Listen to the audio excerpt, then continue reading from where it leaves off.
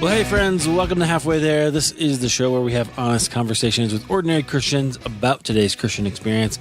I'm your host, Eric Nevins. Thank you so much for being here as always. I'm super grateful that you've chosen to download and to spend a little time with me. This conversation today is a great one. I know that you're going to enjoy it. We're going to talk about emotions and kind of our guest story as always. Before we get to that though, there's a lot of things that I would love to cover with you. So first of all, thank you to everyone who reached out recently after hearing about what happened at my kids' school. Definitely has been an interesting time. It's just really strange, to be honest with you. I feel like the kids are bouncing back. They're having a lot of fun and going to really short days at school. And at the same time, parents like myself, my wife, and a bunch of other parents that we know are just kind of struggling with it a little bit. We find we're not able to focus a lot and our mind wanders. And it's just, it's interesting. Those are all symptoms of kind of having a trauma that you have to work through. It's tough. It's really kind of tough. It's different than anything I've experienced before. So I appreciate your prayers for that. A couple of other things. So a couple of things are available on the website. I actually created some Halfway There shirts. So if you want to get some Halfway There merchandise, you can go out to halfwaytherepodcast.com as usual. Click on the merch link up at the top, and that will take you to a TeePublic store where you can pick up a Halfway There podcast shirt, which I thought was just super, super cool. I can't wait to get mine and put it on, and I'm going to order them for my whole family, which I think will be awesome. We can just be little walking advertisements for the show. But it's our logo, and you can get it in all kinds of different colors, different sizes, whatever you need. Anyway, just go check that out. I think you will enjoy that. Now, here's the other thing I launched this week is Patreon. In fact, I wanted to mention a couple of people who recently supported us. First of all, thank you so much to Jason Richards. Jason reached out and he encouraged me to do Patreon. He's a good friend of mine. He helped. You guys don't know him, but you've been affected by him because a lot of the equipment that I have, he helped me get through another generous donation. So he's one of my good friends. Who's always very, very generous to me and to this show. I think he believes in what we're doing. So, Jason, if you hear this episode, thank you so much for supporting us at such a generous level. Then also, Cinda Brown supported me as well, supported the show. So thank you for doing that. Friends, you can just go to halfwaytherepodcast.com, and up at the top it says support. Click on that support button. It'll take you to Patreon. Now, what do you get when you support us on Patreon? Well, a couple of things. First of all, every month, no matter what level you support at, you could do $5 a month, whatever, no big deal. You're going to get an extra bonus conversation. In fact, the reason I bring that up here is because this month, our bonus conversation is with today's guest. And so if you enjoy it, you can actually go out and get more from our guest by supporting us on Patreon. Again, you go to halfwaytherepodcast.com halfwaytherepodcast.com and then hit the support button up at the top. Sometimes I'm still getting used to saying it. I haven't done it a million times like I've done everything else. Of course, even the things that I have said a million times, sometimes I still flub them, but that's just kind of life. So anyway, if you want to support Halfway There, please reach out and do that on Patreon. Again, $5 a month, you get that extra conversation. And then also there's at the upper levels, so at $25 or $50 a month, you'll get a free t-shirt. So if you want a t-shirt, you can do that as well. And the best way to do it, just go support us on Patreon and I'll get your information and send it out to you as soon as I possibly can. So anyway, if you can't tell, I've been really trying to get some stuff out there that would enable something of value to come your way, but also help support the show. So I know that many of you download every week, and I appreciate that. But this has to become something in order for it to keep going that does sort of pay for itself. And I tell you what, the last 3 years, it really hasn't.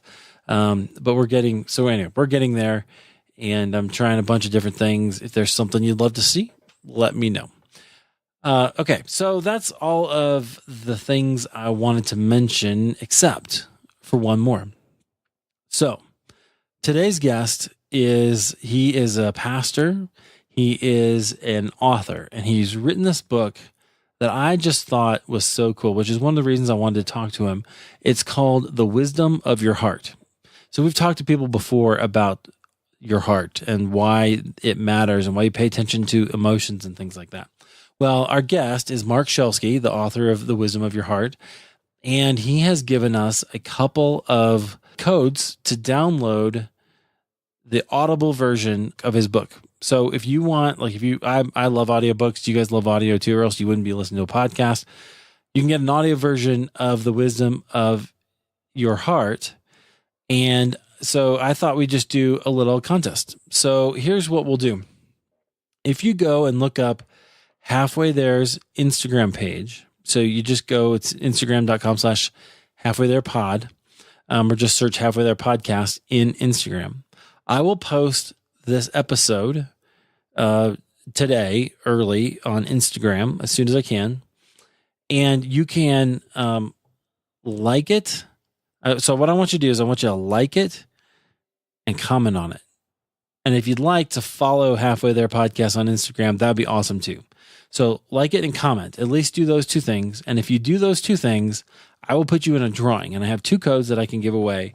I'll put you in a drawing, and then I'll reach out and give that out to you. So we're gonna run this until I'm gonna do it. So this will come out on May 20th, and we will continue to go through. Let's just go through the end of the week. That'll be May 24th. Okay.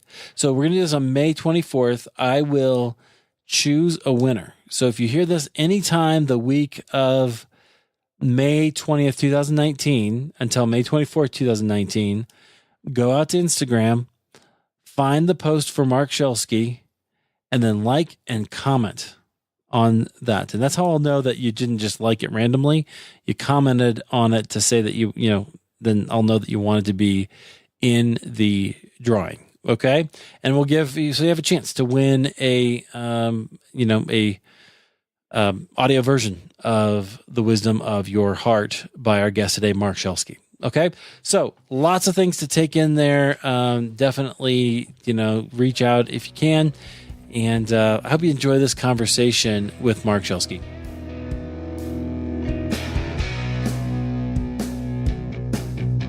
Marc, welcome to Halfway There.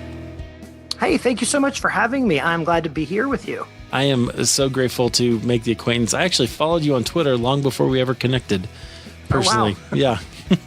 So it's a real privilege to have you here. Why don't you tell us a little bit about who you are and where God has you right now? Sure. Let's see. I am getting to be an old man, 48, something like that, if my math is correct. I am a vocational pastor in Portland, Oregon, where I'm the teaching elder. That's my official position at a little church, Bridge City Community Church. I've been a part of that church for a long time now. I've gotten to see it through many different seasons and my own spiritual journey through many different seasons. I'm married since 2000. So if you can get married in the millennium year, it's really good for your anniversary math. It's very easy to know how long you've been married. So try that if you can. Yeah, everybody has to wait like 20 or 80 years now. You can't do that to people, Marc.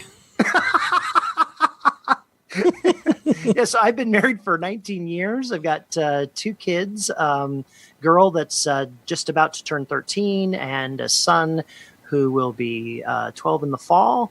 And our life is very busy with their journey and all the things that they're involved in. And as you mentioned, I also share the things I'm learning and growing in out into the world online. I've been blogging for 10 years and have a podcast that has just started recently. and am into my second book that's out in the world. And all of that kind of surrounds my journey of growing in the inner life, growing deeper in spiritual relationship with God, knowing ourselves, knowing who we really are, healing, recovery, and becoming the better people that God believes, dreams, calls us to be. Yeah, and I think that's such a powerful topic and idea. This book is called The Wisdom of Your Heart, Discovering the God-Given Purpose and Power of Your Emotions, which is kind of a neglected aspect of being a human being in the church. I think that's true. I know that there are some churches that talk about this, but my experience was that talking about emotions was really pretty well off limits. The church that I grew up in was very head-oriented, Bible study, theology, apologetics. Knowing the right doctrine and being able to explain the right doctrine was really the most important thing. And in that faith community, emotions were really looked at askance. Our worship services were not very emotional. We kind of looked down on our charismatic brothers and sisters as maybe being a little less mature. When people showed emotions publicly, there was kind of a time limit on what was acceptable, right? You could cry in church for a little bit. That's good. That shows some contrition maybe. But if you cried too long, then maybe something's wrong with you, Yep. And so that community that I grew up in, really didn't make space for emotions as a part of our healthy journey. And as I began my own exploration of this, I discovered that a lot of people had that same experience in church. If churches talked about emotions at all, they talked about them in a negative light, right? Emotions are like a temptation.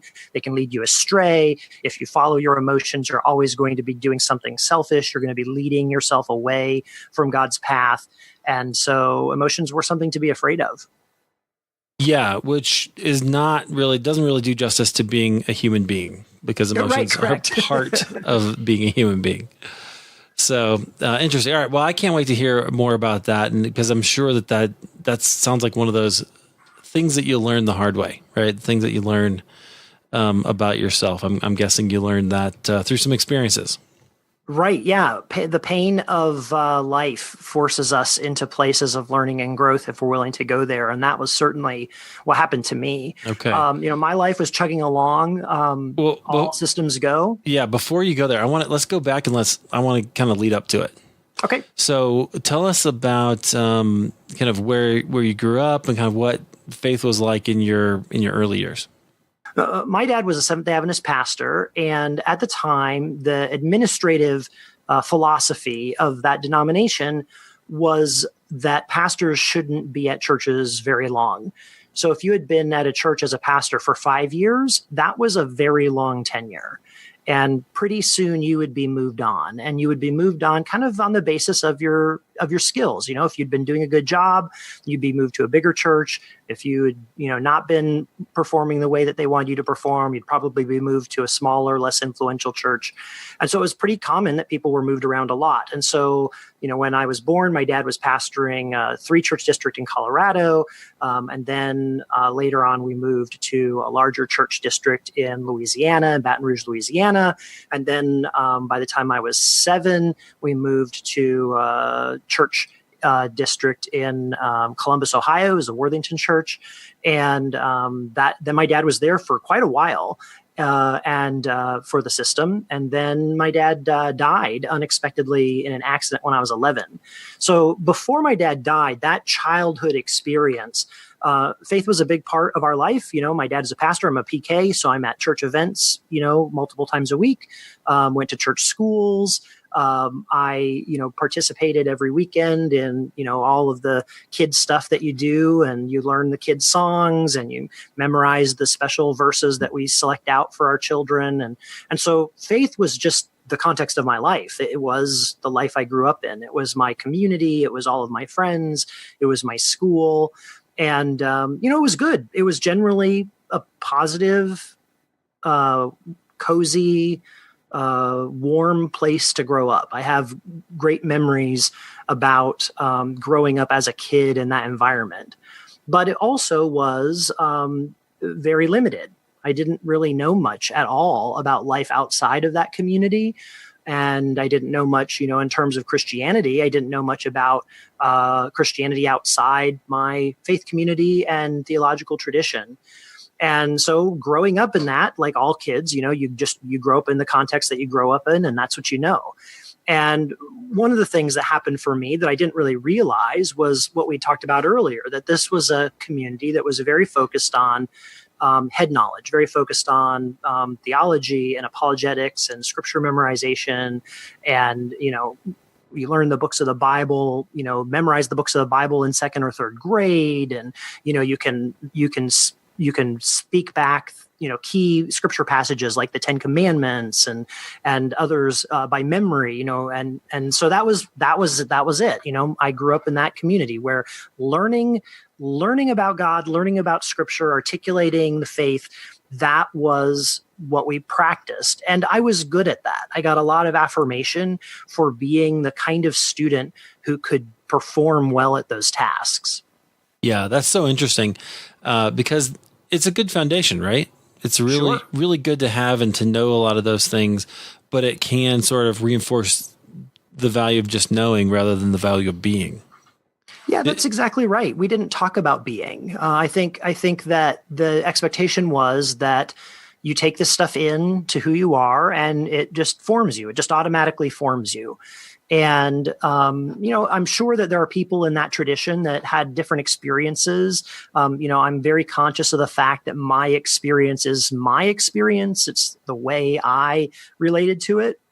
But for me, it was very much about what you know and how you perform, that the way you demonstrate your faith is by being a good Christian, which meant living up to the particular set of priorities and standards that our church held up, and so in my church that meant, certain things, there was certain standards of dress and certain standards of entertainment and certain standards of interaction with your parents and, just right. all the stuff you do to be a good Christian kid.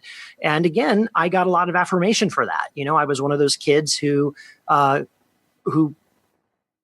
got, I was one of those kids who performed well in that kind of environment. And so while I was growing and becoming a good Christian kid and learning all of this stuff, I was getting a lot of identity value from performing well at those things. It didn't necessarily mean that those things were deeply a part of my inner life. That wasn't even a concept I was conscious of, but I was performing, and that performance was getting me credit. It was getting me affirmation in the community. It was getting me lots of, oh, your dad must be so proud of you, all of that kind of stuff. And, that feels good as a kid. Right. And it also begins to shape your sense of identity of how you're going to make it in the world and who you are. Yeah, I was wondering about that because it, especially as a pastor's kid, that really can mess with your head, can it? Yeah, right. Yeah. Right. Yeah. Everything that you do is up for critical debate by the whole community. That's a hard place to grow up if you are, especially if you're a kid that's making a lot of mistakes. For me, being a kid that was able to perform well, it felt okay. It didn't feel negative. I'm not one of those PKs who had kind of the black sheep experience because my personal wiring and personality, I was able to perform well.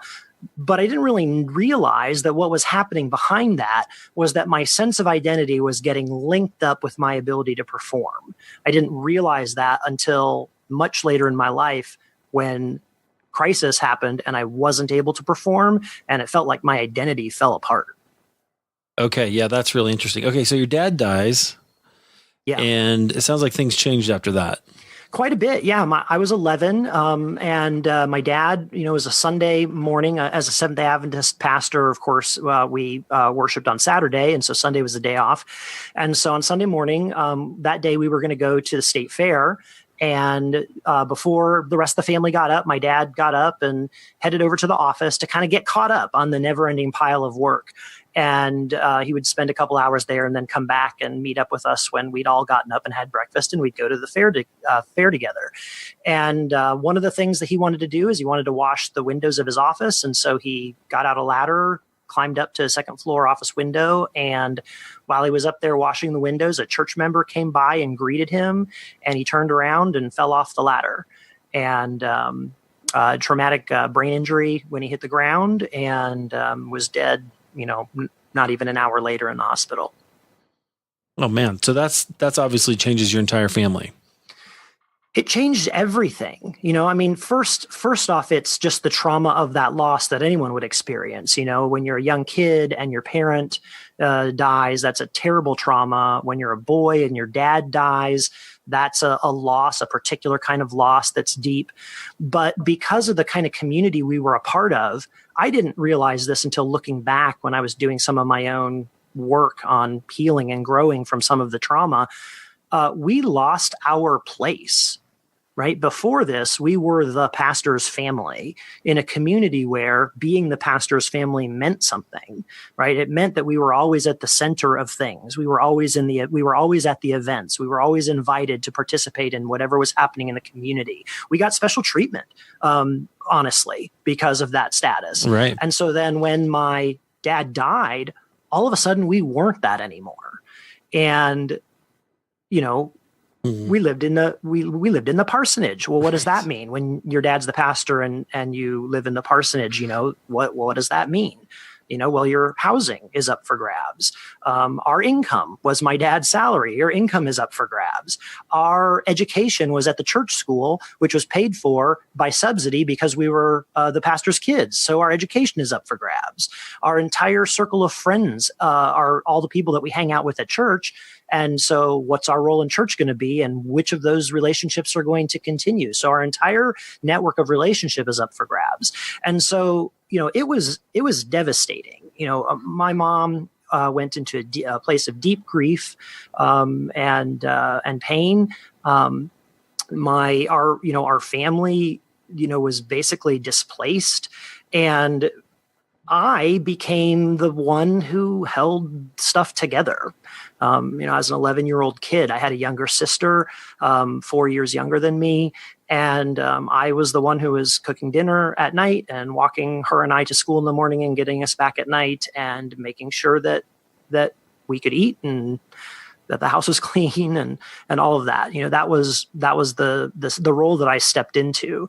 And that meant that I wasn't present to my grief, really. It meant that I was, that I was not experiencing my loss in the way that I needed to.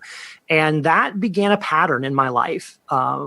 If you knew me as an adult, you would think of me as someone whose, head was screwed on straight and didn't go crazy in a crisis and could help think through difficult situations and always wanted to make sure that everybody was okay. And all of that stuff ended up being a great leadership asset as a pastor, because then I can help the community be safe. I can help plan events so that everyone's included. I can kind of sense when things are heading off the rails and it's going to be scary or dangerous, and maybe we can make some adjustments to avoid that. But that all stems back to that initial traumatic experience where I basically, was over responsible. Right? It's not an 11-year-old's job to manage the family. It's not an 11-year-old's job to take care of his mom and his sister. It's not an 11-year-old's job to have a stiff upper lip when his dad dies. But that's the role I stepped into. And then that became a pattern that I played out over and over and over in my life. So you basically decided, probably unconsciously, that, okay, I can perform my way through this. I'd never put those words on it before you said it right now, but sure, that's exactly what happened. Yeah. I did the work that needed to be done and got that, again, people would pat me on the back and go, "Oh, you're so mature. Your mom must be so proud of you. You're really handling this well. I'm so proud of you for, being such a man in the situation." That kind of language was affirmation. That kind of language was encouraging, and it was life-giving to my heart in that situation. Yeah, and they encourage you to kind of keep going in that path. Right. It reinforced what you were doing. So, okay, how's your faith handling all of that? So maybe you weren't aware of it then, but looking back at it, how do you you losing your dad, like you said, is a big deal for a boy, but then that can maybe change your view of God in some ways. So can you see how that? Sure. I think that it was a long, long time before that trauma began to impact my life of faith. And part of that was because so much of my life of faith growing up was head stuff. And so, my dad dying didn't change the theology I'd been taught or the scripture I'd memorized. And so those things were in place. I believed in God. I believed that God loved me. I had accepted Jesus into my heart, all that stuff that was still there. And I didn't really have a lot of expressed anger, partly because expressed anger was one of those things that would be not performing. Right. In that community, to express, deep emotional, kind of overwhelm or being angry at God or whatever, that was not an okay thing. People who were angry at God, those were sinners. Those were people that that were off track, and they were going to have consequences in their life. And so probably just as a function of living in this performance environment, that just wasn't even an option for me. It wasn't even a conscious thing. I just wasn't aware of that level of grief or anger. Now, that doesn't mean it wasn't there. Right? Stuff was happening in my life that was an expression of anger, but I didn't know that's what it was. I'm 11, I'm 12, I'm 13.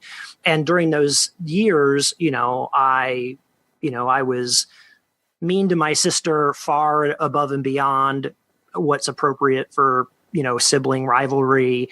There were some times when I got destructive with, things in our house. There were things that were happening that were anger trying to come out, but it was something I was completely unconscious to. There was even one season where my mom felt like things were serious enough that she arranged for me to see a therapist, and I didn't know why I would see a therapist. It didn't make any sense why my mom wanted me to see a therapist. He asked me dumb questions that I wasn't interested in. And, we ended up just playing Risk, he and I for several months, Wow. And so I don't know what he got out of that. I don't recall anything therapeutic happening. But it wasn't, that aspect of being aware of your inner life and what's going on with you, that was not a part of my life at all. I had other things I wanted to be doing. Yeah. Wow. Okay. So take us forward when you really start learning scriptures, when you decide that you're called to ministry. Like, what was that like? Well, that was a little unexpected. I grew up in this environment where ministry was central to our lives. When my dad died and our family was displaced, part of that being displaced was that we were far less involved in church. My sister and I, my mom still made sure that we went to church school, and we still went to church, and mom went to church often, but she was more and more distant from church. And there were some things that happened in that season that I never knew until many, many years later that were very hurtful to her, that had happened in the community about the time my dad died. And so I didn't know that my mom had her own trauma around the church and her own experience of feeling rejected. I didn't know about that. But what I did experience was that church just wasn't as urgent for our family as it had been, and every now and then there were times and other things came up and it was okay to not go to church. And we just kind of grew more distant in it. I was involved in youth group and things like that, but it was not nearly as much of a priority as it had been before. And I was on track to do other things with my life. I was in high school. I kind of got my eye on the idea of being an architect. I was taking art classes and took drafting, back in the olden days when you drafted with pencils and straight edges, Yeah. And really loved that and began looking at programs that I could attend. Got accepted to a program at the University of Cincinnati and was kind of all headed in that direction. I went to the University of Cincinnati to the architecture program there for 2 years. And during the second year, had a completely unexpected experience where I felt very profoundly that what I was focusing on was not meaningful enough and wasn't valuable enough. It wasn't a valuable enough way to spend my life. That just building buildings or homes that people were going to live in and go about their day, it was cool, it was interesting, but it didn't have that heart to it, that I wanted to be a part of something more meaningful. And I didn't know what that meant. But at that time, I was really stressed. The program was very challenging. And so I felt like I needed to do something that was not architecture. And so I still had some loose connections to the church that I had been going to before this, and to the youth pastor there. And so I said, hey, can I help out? And so I started volunteering in youth ministry at that church on the weekends. And it wasn't very long until I came to the realization that the work I was doing on the weekends, volunteering in ministry, was more engaging and more meaningful and more fulfilling to me than what I was doing in my architecture program. And that was a difficult thing to get my head around, because this plan of being an architect was several years in the making, and I was fully invested in it. And so the idea that, here 2 years down this road, I was going to do something different was kind of terrifying. And so I set aside a time to do some, I guess I would call it discernment now. That's not really a word that I would have thought of then. Sure. But to try and figure out what was going on with myself. And during that time, I really focused on spiritual things and scripture and reflecting and praying and journaling. And I also read, during that season, I read The Cost of Discipleship by Dietrich Bonhoeffer. Yeah. And that book completely wrecked me. To get to the end of that book and to realize that not only was this the most compelling presentation of discipleship that I had ever experienced, but that the guy who was saying these things had meant it so seriously that he lost his life over his conviction to live as a follower of Jesus. That was just so compelling to me. And when I looked at the path of my future and I saw, the predictable career path in architecture, and what that would look like in my life, and I saw what I was doing on the weekends in ministry with the students, and I just felt like I cannot spend whatever time I have in this life. I just can't spend it building stuff that's all going to be meaningless one day, right? It's all just going to fade away. Like those lives, the kids I'm interacting with, that stuff matters forever. And so that was really my experience of ministry calling. And I wrote a big long letter to my mom explaining what I had come to. And then we had a big, difficult conversation because she, with her experiences, was terrified about the idea of me going into ministry. I had no picture of the church outside of the community I grew up in. And so going into ministry for me meant going to one of 3 schools in the country, because those were the schools that the denomination I was a part of had. And that's what that meant. And so I began that path, and I had no idea exactly what it would look like, but it ultimately ended up in me ending in the Pacific Northwest at a school in Southeast Washington, Walla Walla University. It ended up in me, continuing to work in student ministry at some schools, and then eventually taking a position at a church in Portland. And I've been in ministry here in Portland ever since. Wow. Okay. So that's how you ended up in there. So you were really looking for meaning, something valuable that would last. Yeah, meaning something valuable that would last, something that I think part of it, maybe a shadow part of it, was significance, and I think that ties into my performance drive, that if I can do something really significant, then I'm really performing well. I think part of it was that. But I've always had a compelling desire to be to be a part of helping people helping people have better lives, helping people understand God better. All along in my ministry, from the earliest days of my most naive youth ministry, all along, my heart's desire was to help people see past things that were limiting them or bringing them, into a lack of freedom, that were pictures of God that were scaring them, or that were putting them into a place of legalism, or a place of feeling like their value is based on performance. Like helping people find freedom in the gospel. That was something that just felt so meaningful to me, probably because it's what I needed. And so that, that kind of began the trajectory of my ministry. Yeah. Okay. So that's really interesting. So were you kind of searching that for yourself? Because were you still sort of having this knowing, doing kind of perspective achieving, or were you kind of looking back at it, trying to find that freedom in the gospel? Yeah, I think so. I think my journey, my spiritual growth journey, has all along been a journey of,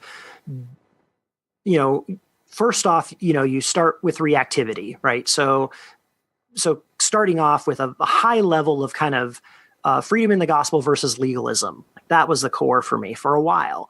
And then after you get through your reactivity, then you begin to come to a place where you can kind of see that, some of those things that I would call legalism, they weren't legalism. They were useful practices that are meaningful and can be, constructive in your spiritual growth. But what would make them legalism is the heart, the intention of the heart, or the sense of value coming from that, rather than letting those be vessels or tools in the process of growth. And so then coming to a place that was more balanced, and then even moving beyond that to where, I'm in a place spiritually right now where the idea that whether or not I can see it, whether or not I can feel it, whether or not I even have practices that reflect it, the fact is that I'm held in the hand of God in this one present moment. And Jesus said in John 20, in that day, you will know that I am in the Father, you are in me, and I am in you. And if Jesus was telling the truth, what Jesus meant was that we have right now in Christ this intimate connection that is present before the Father, that Jesus is with us through the Spirit right now in this moment. And that's a completely different space of relating to my life than my childhood religion, which was about you do the right things, you know the right things, and if you do all of that correctly, then you get in. I'm in a much different place. I'm in a place where my confidence in my belonging is settled, and now I'm learning what it means to look at my life moment by moment in light of the presence of Christ in and with me. Wow, that's really powerful. I'm in a place where my belonging is settled. I like that. It has been a long and painful journey coming there, because belonging has been a key question in my story. But that's where my spiritual life is now. Yeah. And so that's powerful. So I know that you were in ministry for some number of years, and then it kind of hit the fan. You started to talk about that a little bit. So you started to go through some, was it depression and burnout? Sure. Yeah. So, in this story, I've been in vocational ministry since, 1995, not counting every summer prior to that, since I was 16, working at Christian summer camps. So, ministry and professional ministry has been a part of my life for a long time. And so I became a part of this church plant, Bridge City Community Church, where I presently am. I became a part of that a little over 20 years ago, and came in as a youth pastor, and eventually my gifts were such that I was invited to be the administrator. I did worship ministry for a while, kind of had my hand on different roles over the years. And then after some transition in the church, was asked to be the senior pastor.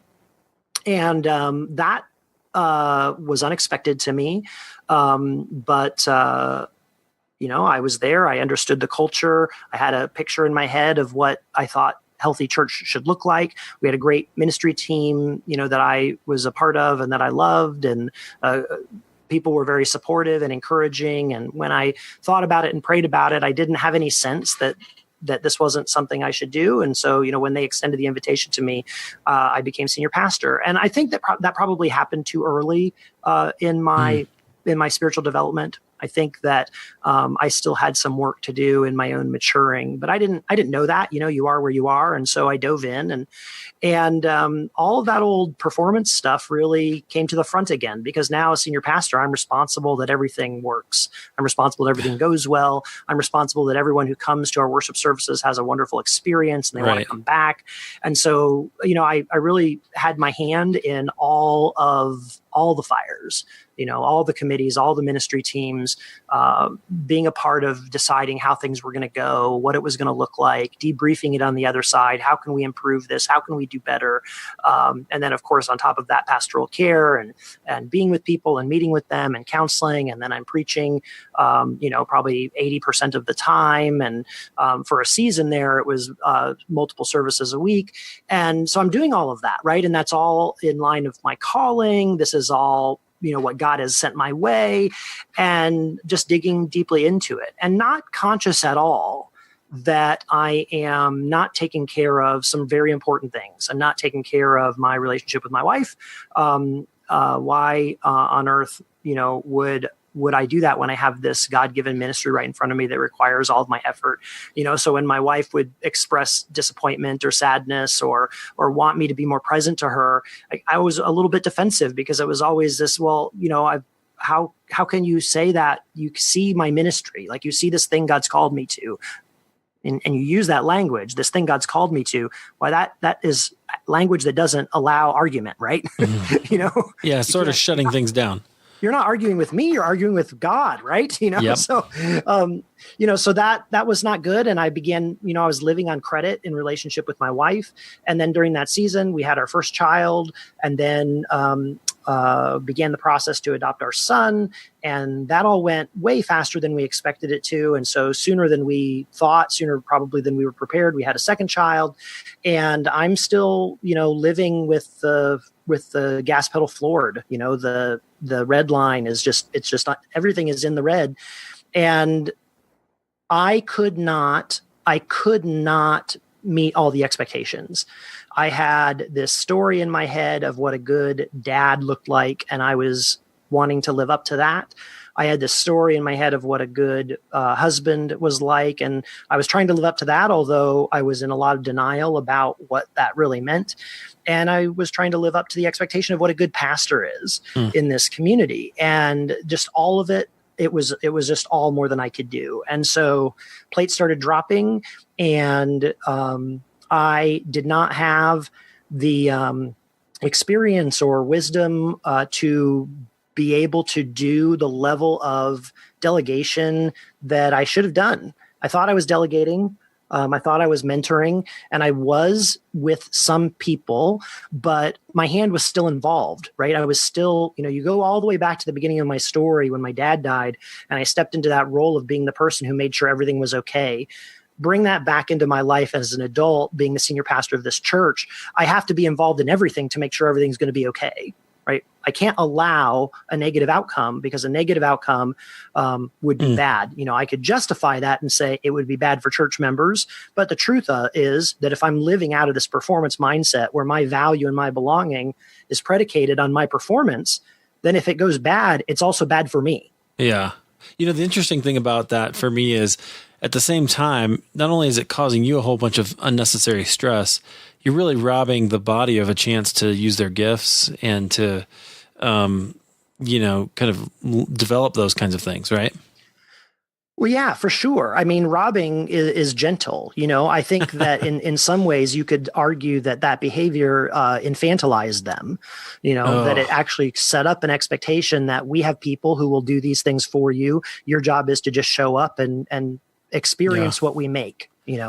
And that happens though. This is just a little bit of a tangent, but that happens in churches all over the place, right? I think it's a huge problem in the American church. Yeah, it keeps, that's a good word, infantilize. It keeps people spiritually immature because they don't have to take the steps, take the risks, learn through failure. Right. Well, failure is the only way we learn. I know. Right? That is the only way we learn. And so when you think about Christian discipleship and you think about the different aspects of what we want, how we want people to grow, right? Well, to learn theology, you have to have the freedom to express your theology poorly or wrongly. Like you have to be able to talk about it and question it. And maybe the way you talk about it is wrong. And instead of getting spanked for that, you need to be engaged in it. Right? To learn to study scripture, you need to be able to do it and mess up, right? You need to do bad exegesis so that people can say, hey, try this. Here, do you see how this works? Right? To learn to grow in your relationships, to grow in your moral behavior, to grow like in all these aspects, we grow by messing up. And a lot of pastors, and this is where I was, don't leave space for that. Like one instance that I'll share a kind of a silly example. We had an associate pastor at one point that kind of in his portfolio was some of our kind of social ministry activities. And we were doing a regular potluck at that time as a church, as an opportunity for people to get together. And when he took over responsibility for planning that, what he did was basically very little. He didn't have this whole big committee that was planning the potluck and all these people who were going to set up. He did very little. And so when people showed up for the first potluck, there was a lot of work to do. And a bunch of people jumped in and helped get everything set up. And there was a wonderful potluck. Well, I was sort of mortified that he hadn't done all of this work ahead of time to make it beautiful and to get it all set up so that everything would be smooth, because that was my expectation. Well, my expectation had resulted prior to that in potlucks ending up being this really kind of staid, highly controlled, sort of scripted thing, which is, looking back, hilarious and dumb. and he had created a potluck where people came in and there was this buzz of energy as everyone was helping out, right? That's a very tiny thing. Like potluck is such a tiny, trivial thing overall in the big picture, but that's a picture of what was happening. Like I was living in a place where I felt like the importance of everything being just right, that was so high that I wasn't willing to create space for people to not do well. When I was worship pastor, I have been a musician, most of my life. I love performing and I love playing music with folks. And I was worship pastor for probably 10 years. And so when I would set up the band and we'd have a new musician come, I always wanted to set up the band for that new musician in such a way that they'd have a really amazing experience, right? So let's say we have a new electric guitarist that's coming. Well, I set up the whole ensemble so that it's going to be great. This new guitarist comes in and plays with the band, and the experience that they had was the opposite of what I wanted. I wanted them to have the experience of, man, that was amazing. We made such incredible music. Everything worked well. It was so much fun being a part of something so excellent. Which is a word that we hear in church a lot, being a part of something that was so excellent, man, I want to be involved. What really happened was they came and they played, and at the end they're like, I could have turned my guitar off and it wouldn't have mattered at all. Wow. Everything was done. There was no place for me to invest creativity, so you don't need me. And that type of experience, happened over and over again, but I was just not conscious to how this was impacting the body. So how did that kind of hit the wall? How'd you hit the wall? Well, living like that is not sustainable. Right. And I, was living on credit in relationship to my family, in relationship to my spiritual life, in relationship to some of my leaders. And I got to the point where I was not able to do it all, and plates started dropping. And when plates started dropping, that wasn't something that I had a lot of experience with in the past. And so I didn't handle it well. And in very short order, what happened was that the reality that my sense of identity was based on performance pulled the rug out from under me. Because as soon as I was in a place where I couldn't perform, I didn't have the capacity to give myself grace. I didn't have the capacity to receive grace from other people. I just felt like a failure. And the more I felt like a failure, the more deeply I fell into this place of it ended up being depression because I could not do what I needed to do to feel okay about myself. And, so we've got 2 kids and life is full and life is busy. And I'm either going to tell my wife, no, I'm not going to help you because I have my important ministry to do, or I'm going to tell her I'm going to help you and I'm going to fail at the ministry. Like I felt every day like I was failing on some front, right? I would be at church in my office, not doing enough. And I'd leave feeling like a failure as a pastor. I'd get home and I'd open the door and my wife's tired face would greet me. And I was probably an hour or two later than I promised I'd get home. And I felt like a failure as a husband. And I'm short-tempered now. And so my kids are frustrating. And then I get angry and blow my top with my kids. And I feel like a failure as a dad. And so every part of my life, I felt like a failure. And because the only vehicle I had to that point for a sense of identity and security was my performance, it just all completely fell apart. And so I ended up in this season, probably about 6 months, where I start working really hard on Wednesday to get things ready for the weekend, planning and getting stuff out to group leaders and writing my sermon and preparing that and getting everything ready so that the weekend service would be an amazing experience. I'd put in a super long double shift day at church, be the last one to lock the door, get home, drag myself into bed and not get out of bed till Wednesday. Do that over and over again every week for months. And nobody except my wife knew that was what was happening with me. Yeah, that's a whole nother problem that we don't have time to solve right now. But I think so many pastors struggle with that kind of isolation. Yeah. Yeah. It's just a hard place to be. Okay. So what changed? Like, how did you finally realize, oh, I got to do something about this? Well, I knew I had to do something about it. I felt awful about myself and I wanted things to be different. And even my performance drive sort of gave me a viewpoint of what a healthy life would look like, right? I know that this way I'm living right now isn't good. And I could see, all the things that mattered to me heading off the cliff. I could see my marriage failing. I could see my relationship with my kids being destroyed. I could see losing my ministry. And of course, tie back to my childhood. When my dad died and we lost our place in the community, we lost our entire life. And so if you re-import that story into this moment, the idea, there was no way for me to envision a restorative process. I could not envision the church saying, Marc, we love you. Let's help you walk through this in healing. Let's reduce some of your responsibilities. Like I had no narrative for how that could happen. The only story I could imagine was, I'm failing and they're going to see that I'm failing and they're going to fire me and I'm going to lose everything. Given what happened to you when your dad died, it totally makes sense, right? Yeah, that was the reality of what happened in our life. Right. Why wouldn't it happen that way again? Right. Okay. So go ahead. So then how did that change? Well, I think it changed because God was gracious and I had some people who cared about me more deeply than I understood. I had a couple friends in particular that I was close to. Both were men who were either pastors or had experience as pastors. And both were men who had done a lot of their own work dealing with trauma, personal trauma. Both of them had been in counseling for years. Both of them had dealt with serious brokenness. And because of their experience, I believe they could sort of see through my BS.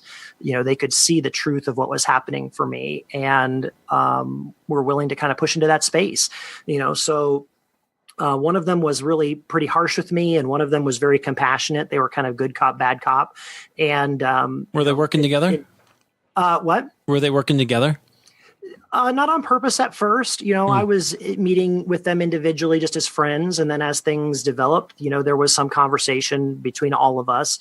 They were definitely working on the same project though, and the project was, can Marc see what's going on? And is Marc capable of receiving help? And, I had one of them say to me, Marc, this is not just a life hack that you're looking at here. This isn't something where you need to adjust your schedule and take on a couple new practices and delegate a couple things. This is a life and death decision. This is everything in your world, and you can't solve this by yourself. And that was terrifying because solving things by myself, that's my skill set. Yeah. That is what I've done my whole life, and so the idea that I didn't have the tools in my backpack to solve this, that was terrifying, because if I don't have the tools, then I'm going to fail, right? I can't. Asking for help is the opposite of performing.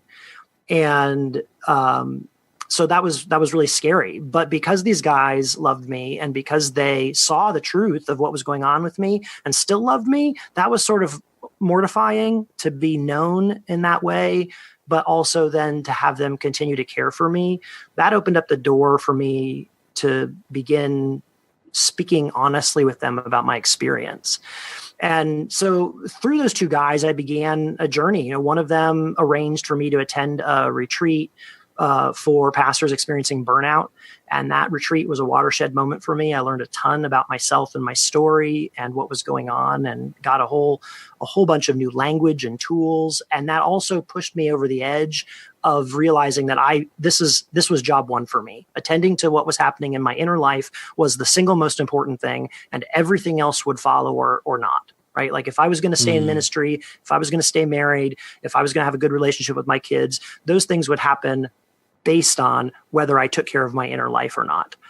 And so that was a significant moment. And then the other friend got me into therapy. He was a therapist. And so he, in our relationship, he didn't counsel me because our relationship mattered to both of us. And that wasn't a good, that's not a good boundary. You're not a therapist to your friends, but he got me connected to an excellent therapist and helped facilitate making that happen. And that, I was in therapy for between 4 and 5 years. And that was life-changing, to have a place, which I'd never had in my life. I had never had a place where I could speak without the concern that my words were being measured as an indication of my performance or my holiness or my competence. I'd never had that in my life ever. And so to have a place where I could tell the truth, it was completely a brand new thing for me. Wow. Yeah, that's kind of an astounding statement, right? To say I never had a place where I could feel like I wasn't being judged, basically. Yeah, right. Wow. That takes a toll, doesn't it? It does. I don't think you even realize when you're living in it how much of a toll it takes. Yeah. Because if that's the world you live in, then everything is moderated through that filter. Everything, and so it was, even in some ways, I didn't realize that was happening. Like it required the therapist helping me she did a great job being a mirror for me to help me see what I was actually doing. And when I would say, I'm the kind of person who does this, she would point me out to several circumstances in my life and go, oh, is that what you did here? And all of a sudden I would see, oh no, this story I have had about who I am as a person is not true. Like I am not that person, right? I am something different. Well, what am I? Oh, wow. And that was a deconstruction that was brutal. It was painful, but it was also the only way forward. It was the only way to being able to be a whole person who could live peacefully with himself and with others. Yeah. So that sounds like a really kind of transformational moment when you kind of come face to face with your stories and go, oh, that's not what I thought I was doing. Yeah. Yeah. So on the other side, like how did you, where did that go, I guess is my question. Well, the church was more deeply graceful and loving than I expected them to be or that I deserved. The church came around me, very supportive, gave me a sabbatical. Actually, I ended up having 2 sabbaticals over a period of years. One of the things that the church did, which shocked me when I came back kind of in this place where I'd had some of these realizations and I'd been in therapy, and I came to the leadership and I said, it's very clear to me that my role has to change here. And I don't know what that means, but I know that the way that I've been leading up until this point is not healthy for me. And I suspect it's not healthy for the church. And I'm not sure exactly what that looks like, but I'm putting that in your hands, right? Well, they could just very easily have said, great, thank you for your 2 weeks notice, and we'll find somebody else. And they didn't do that.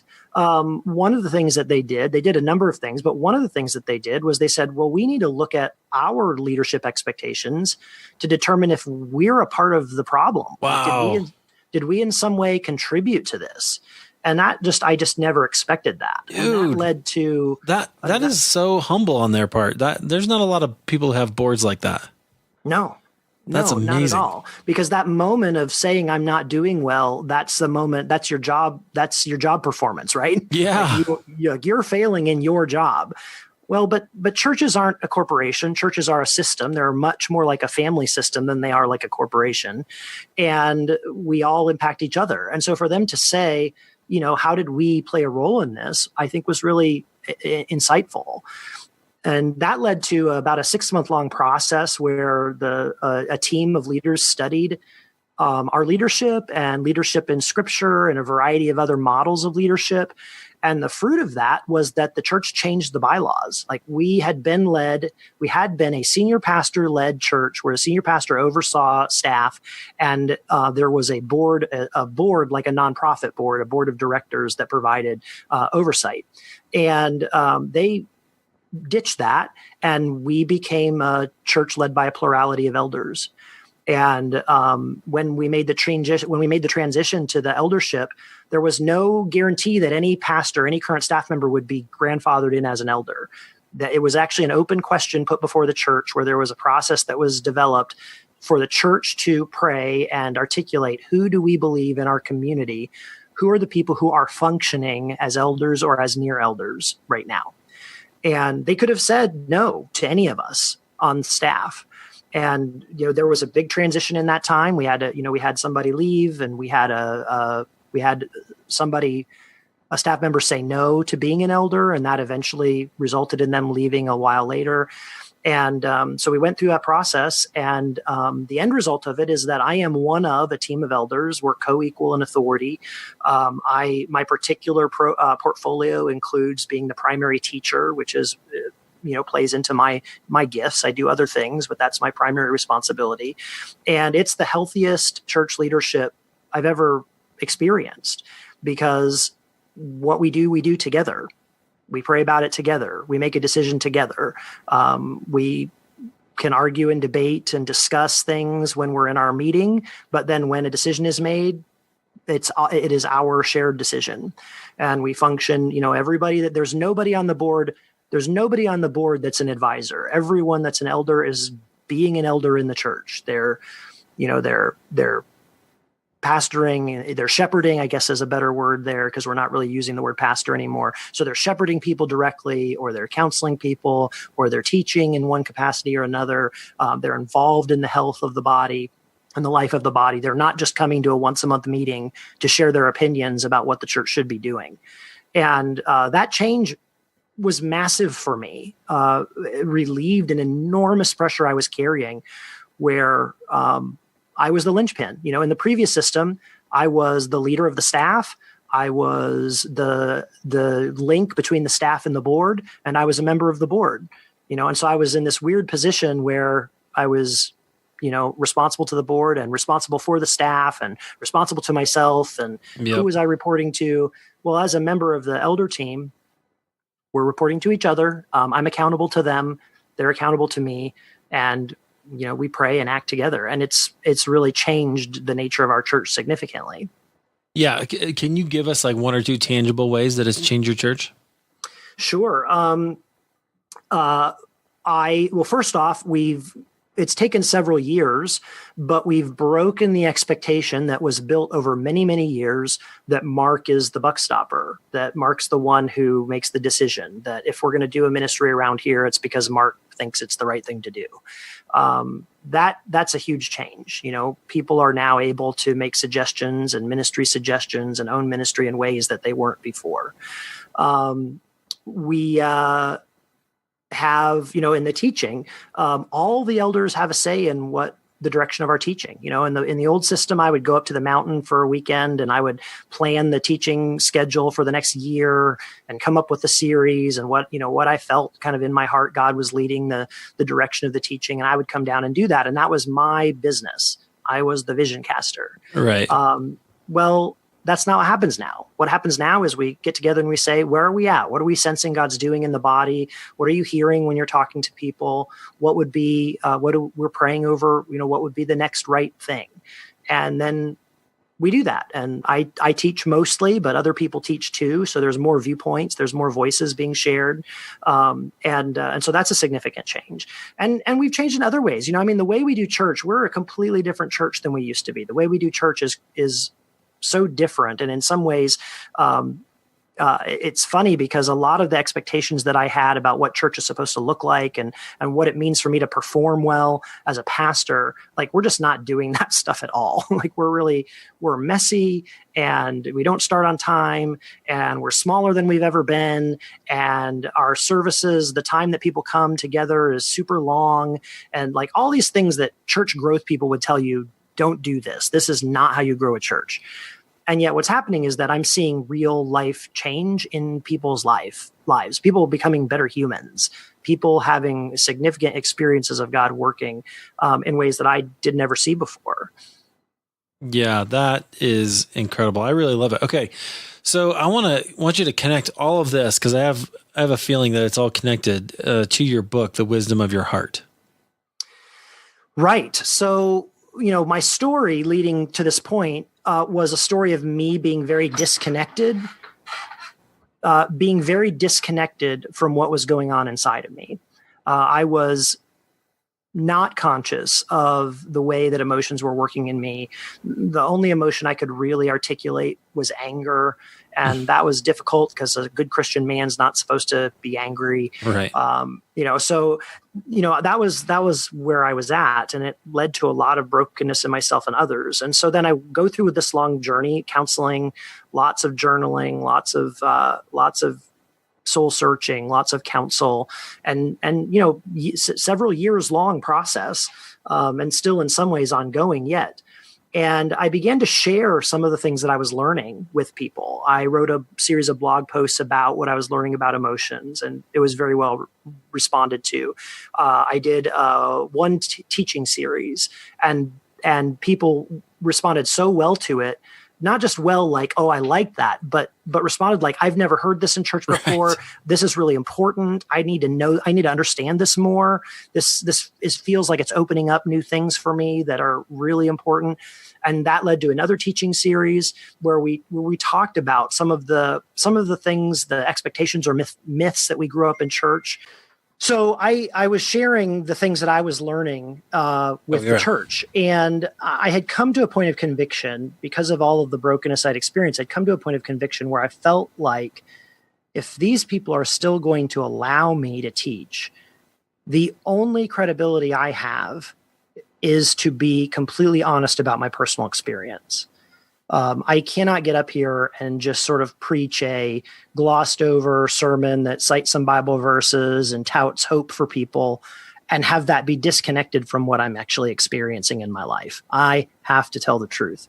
And so where I was at for a long time meant talking about brokenness. It meant talking about fear that I was feeling and anxiety and emotional overwhelm because, for so long I hadn't been feeling much of anything. And then as I began to learn how to connect to my feelings in therapy, there was a lot of gross feelings to feel that had backed up that were not dealt with. And so all of a sudden, now that I can feel, oh, there was a reason why I was disconnected from this stuff, Right. There's a lot of pain. There's a lot of stuff in here that I don't like. And so I tried hard not to, do my therapy in front of the congregation, but I was also honest about where I was. And that was a new thing, and some people did not like it. That was not what they came to church for. They wanted hope and encouragement, and they didn't want to hear about me not being strong. And then other people, their response was exactly the opposite. They were saying, I have never in my life heard a spiritual leader talk about being weak. I've never heard a pastor talk about failing. I've never heard anyone bring scripture to light on being in a place of brokenness. Did it give them permission to do so as well? That's exactly what happened. Yeah. We got real messy real fast. Because obviously the people who were resonating with that were people who had brokenness in their lives. And if I was telling the truth, they could tell the truth. And so they did. And the church got messy. And we came to realize that part of that whole glossy church experience that we had constructed was happening at the expense of people's authentic experience. Right. And I think that's what happens in a lot of American churches. You know, we're so invested in the program. We're so invested in the lights and the music. We're so invested on having it be wonderful for people that what we're inadvertently teaching is the idea that a person of faith, their life is always going to be fine or beautiful or inspiring or, good. You know, like we're creating this atmosphere where it's not okay to bring your questions or your doubt or your brokenness. And that was the case with us. And so a lot of people left because they had gotten connected to Bridge City under this previous regime where they were coming for a program that was well designed and beautiful and compelling. And then they could come and experience that and they could leave. And that was it. And now we're talking about brokenness, and I'm asking people to reflect on their story, and we're talking about where is God in moments of doubt or in moments of fear. And certain people, that was like life to them, and other people, it was not at all what they'd signed up for. Yeah. Okay. So just give us kind of a brief overview of what you do in the book, and then and maybe kind of what something was that was really surprised you about emotions. Okay. So the book grew out of this journey that I had and these conversations that I was beginning to have with people where they were saying, I've never heard this stuff before. I've never thought of my emotional life as a part of my spiritual life. I never even thought of God caring about my emotions other than not wanting me to be tempted into sin. And so the book, is written toward with an audience of Christians in mind.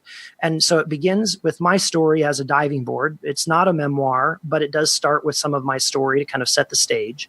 And then it starts off by talking about some of the emotional mythology that many of us learned in church, and then turns to scripture to maybe paint a different picture about emotions, how we were created with emotions, and how emotions show up both in the character of God throughout Scripture and in Jesus in particular.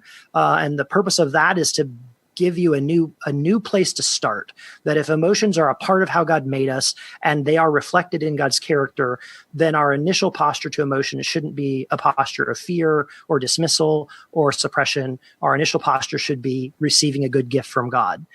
And then the book turns to what we understand now about emotion in the brain and the body. So I did a ton. I'm a head guy. I told you that. And I like, in order to understand things, I want to go deeply into them and understand what's under the hood. And so I did that, reading an awful lot of kind of current science and psychology and neurobiology to understand how emotions work at the level of body and brain.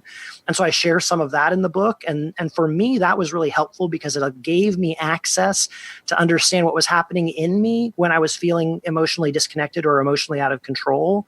I had a way to understand what was happening. And then that gave me tools to deal with it.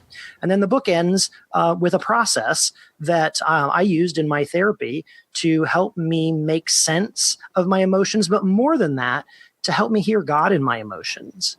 I think one of the things that was a surprise to me, and a lot of times people will do a double take when they hear me say this, is that I believe now, on the other side of all of this, that our emotions, they always tell us the truth.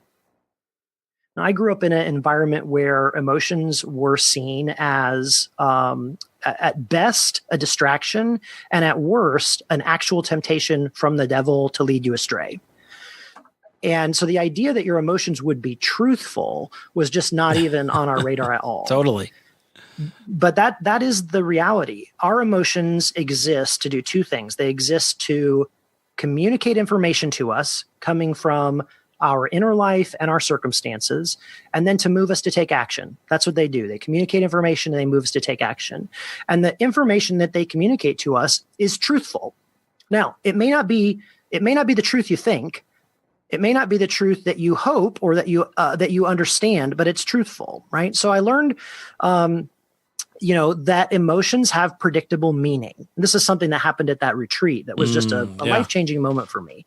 The therapist who was leading that retreat, one of the sessions, he had a whiteboard, and he started writing different basic emotions on the whiteboard: anger, fear, surprise, joy, whatever. And he'd point to each one, and he'd say to us, he'd point to anger, and he'd say, okay, this is anger.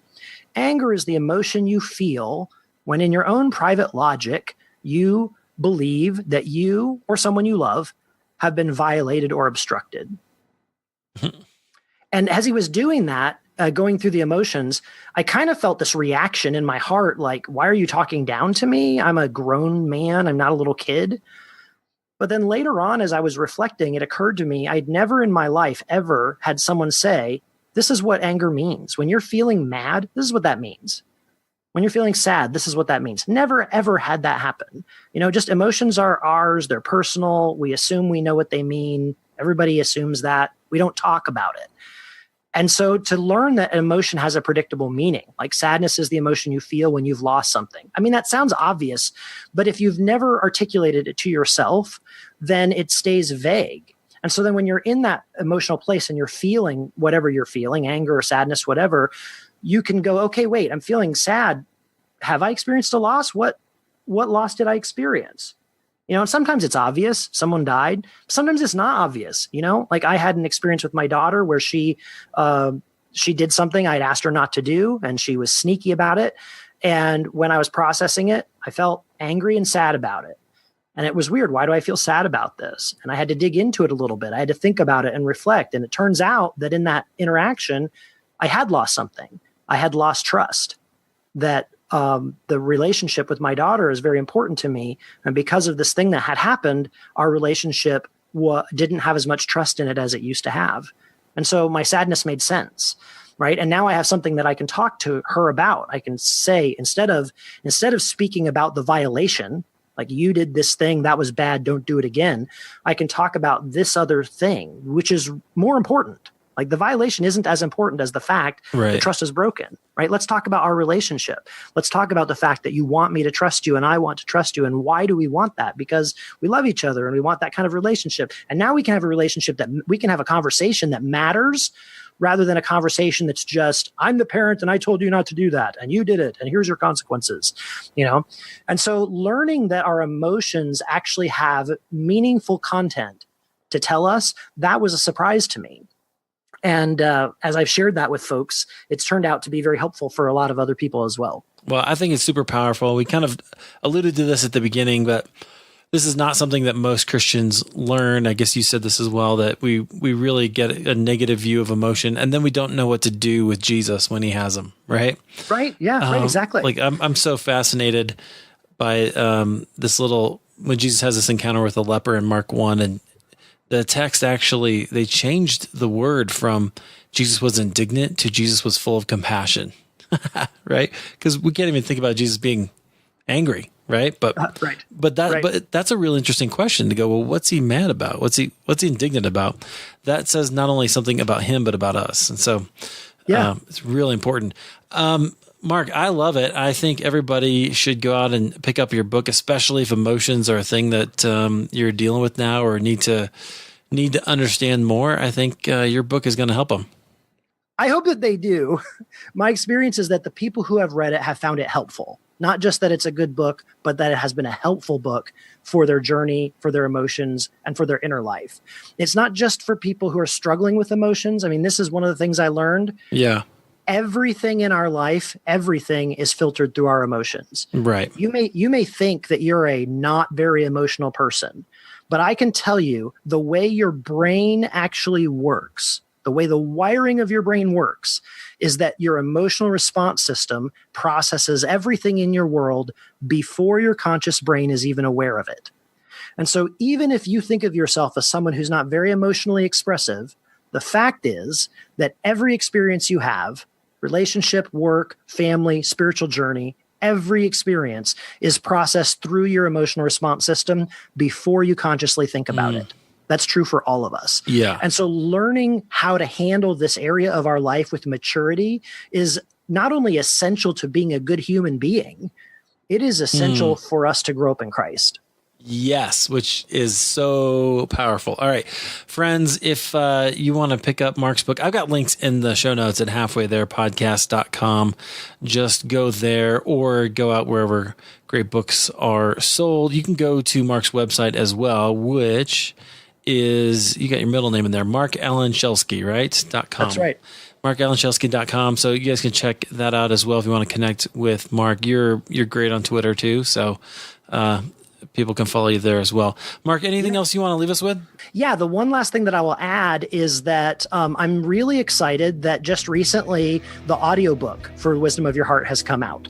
I'm really excited about this, not just because it's another format, which is great, but because I'm convinced that there are a lot of people in the culture that we live in who don't have the time or the desire or the ability to take time to sit down and read a book. And so the audiobook allows you to listen to this while you're driving, while you're mowing your lawn, while you're washing dishes. And so it's available for a whole lot more people than the people who have the time and ability to sit down quietly with the book. So that's available on Audible. I'm very excited about it. I read it myself, so you get to hear more of my beautiful voice. But that's another way that you can grow in this area. Fantastic. Marc, thanks for being here. I appreciate it. Thanks for sharing your story. It was my pleasure. Thank you so much for having me.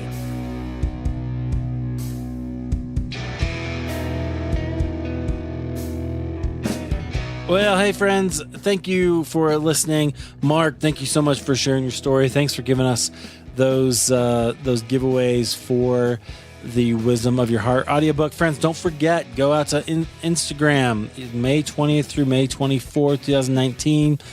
Like the post for Marc Schelske and leave a comment. That's how I'll know that you want to be entered into the thing. If you want to, just go ahead and follow Halfway There Podcast on Instagram as well. You could win a free Audible copy of The Wisdom of Your Heart. Hey, friends, thank you so much for being here. Until next time, keep the faith.